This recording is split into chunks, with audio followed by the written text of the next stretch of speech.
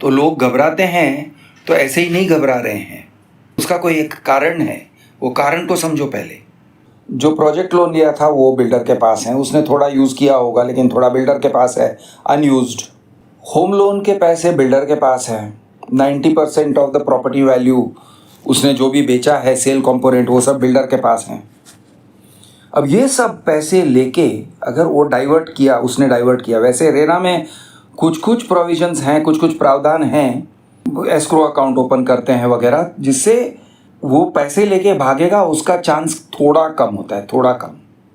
लेकिन थोड़ा कम मतलब पूरी तरह से कम नहीं है, थोड़ा कम है।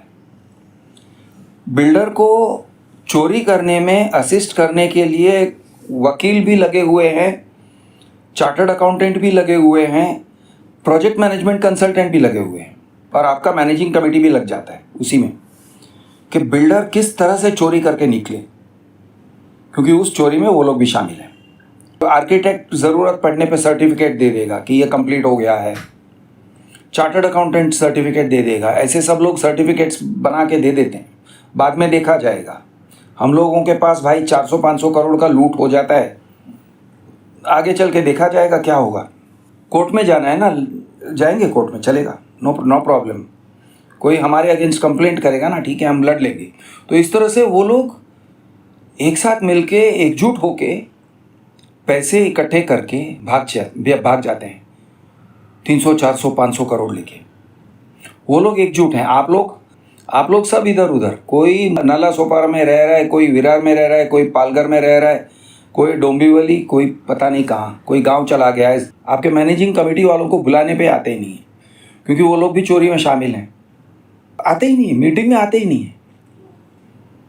कॉर्पोरेशन डिपार्टमेंट वाले कॉर्पोरेशन करते नहीं है आपके साथ, क्योंकि वो लोग भी चोरी में शामिल हैं।